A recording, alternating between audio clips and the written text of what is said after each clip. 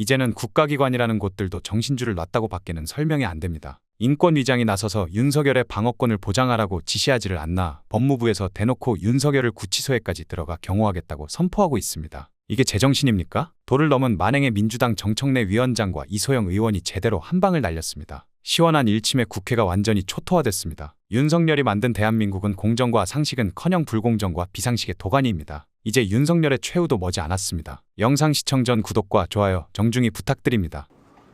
서울구치소 재소자들이 있는 곳에 안으로 경호처 직원이 들어갈 수 있습니까? 없습니까?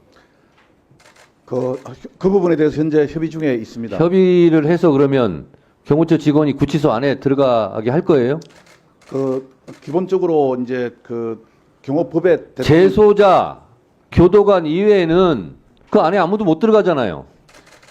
네, 그 부분이 저희들 개호권하고 더군다나 피의자가 그 안에 들어가서 옆방에서 같이 살아요? 네, 그렇게 하지는 않을 겁니다.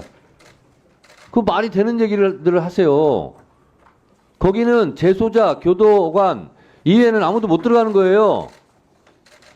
본부장님 아셨습니까? 네, 경호권하고 개호권이 충돌되지 않는 범위 내에서 서로 잘 협력해서 협의해서 진행하도록 하겠습니다. 그거는 특권의 특권, 불법의 불법이에요. 네, 명심하시기 바랍니다. 잘 하겠습니다. 네. 네, 저 위원장님 네. 그 부분 관련돼서 혹시 발언할 기회를 주시면 네네 하세요. 기본적으로 경호에 대해서 제가 그 법률 검토를 했는데 경호라는 것과 예우는 다릅니다. 그래서 대상자에 대해서 경호를 한다는 것이 예우를 지켜준다는 건 절대 아니고요. 경호라는 것은 현직 대통령의 경우에는 본인이 거부하더라도 경호를 해야 될 의무가 있고 지금 전에 위원장님께서 말씀하셨던 교도관의 개호라고 하는 것은 수용자의 도주, 폭행, 소요, 자살 등 국은복적을 해치는 행위에 관한 방지 조치에 주목적이 있는 거라서 교도관이 하는 그 개호라는 것과 경호관이 하는 경호는 목적과 기능이 완전히 일치하지는 않습니다. 그래서 저희도 이 부분에 선례가 없기 때문에 관련 법령이 조화롭게 운영될 수 있도록 협의 중에 있다는 말씀. 서울구치소에 징역 살아봤어요? 안 살아봤죠? 교도관이요. 보통의 시국사방 같은 경우도 1대1 개호를 합니다. 그거 보고 개호라고 그러죠? 아마 윤석열 같은 경우는 윤석열을 개호하는 교도관들이 여러 명 붙을 거예요. 거기에 무슨 경호가 필요합니까? 그리고 정광훈 목사가 서울구치소 안으로 강제로 들어갔을 경우에는 경호처 직원들이 혹시 필요할 수도 있겠어요. 12대 습격해서 서울구치소가 뚫렸다. 그런 경우는 필요할 수 있는데 그 안에는요. 더군다나 지금 격리 수용돼 있잖아요. 누가 와서 지금 윤석열을 습격한다고 거기 경호처가 가서 경호를 합니까?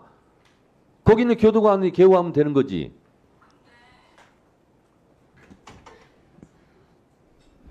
그 쓸데없는 망상들 하지 마세요. 저는 대통령의 직무정지뿐 아니라 국가인권위원회의 직무를 정지시키고 싶습니다. 지난 몇 달간 우리 인권위를 보면서 든 솔직한 심정입니다. 지금 인권위는 극단주의자에게 휘둘리는 바보 허수아비 기관 같아 보입니다.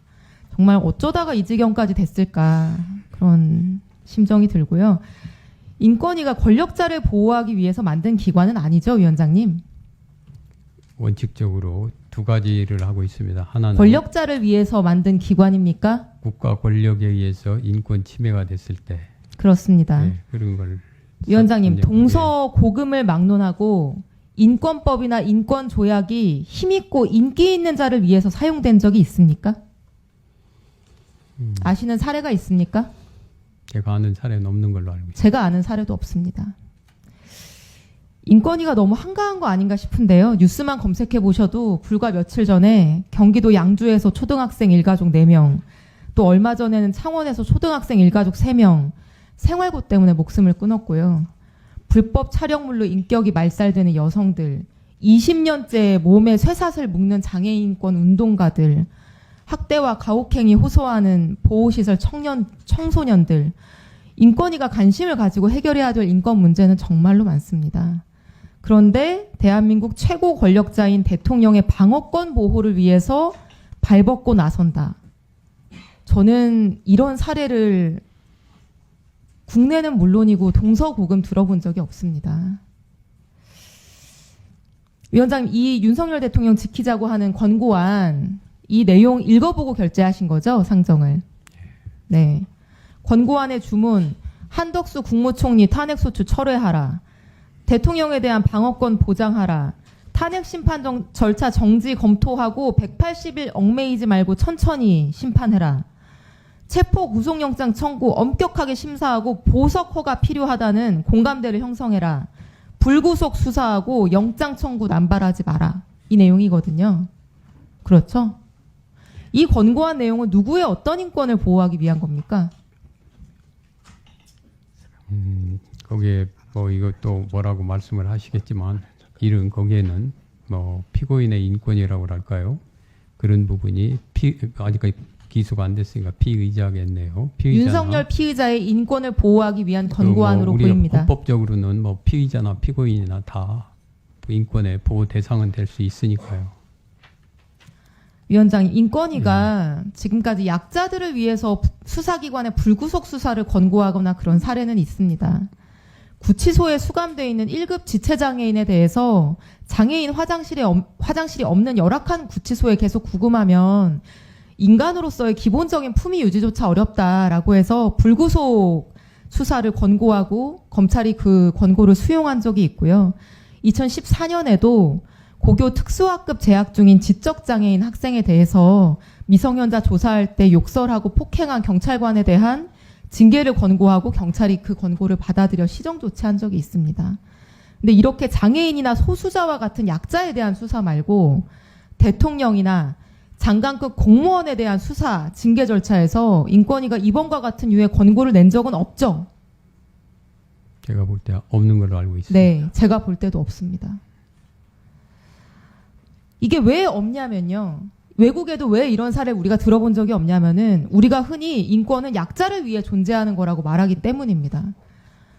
우리가 동등함을 강조하는 거는 스스로 동등한 권리를 누리기 어려운 약자들이 동등해지기 위해서 그 동등함이 필요하기 때문입니다.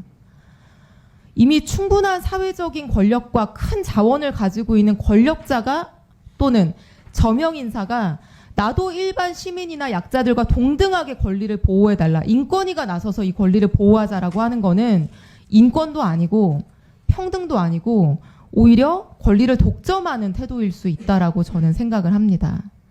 약자에게는 관대하게, 강자에게는 엄정하게, 이게 법의 정신이고 인권의 정신이죠. 어떻게 생각하십니까? 원칙적으로 맞습니다. 네. 이 윤석열 대통령의 방어권 보장과 불구속 수사 촉구하는 이 권고안도 약자에게는 관대하게, 강자에게는 엄정하게 이 정신이 반영된 것인가요?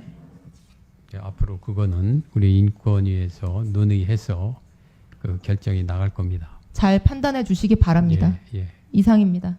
오늘 영상은 여기까지입니다. 대한민국 정상화를 위해 끝까지 힘쓰겠습니다. 여러분의 구독과 좋아요로 힘을 보태주세요. 감사합니다.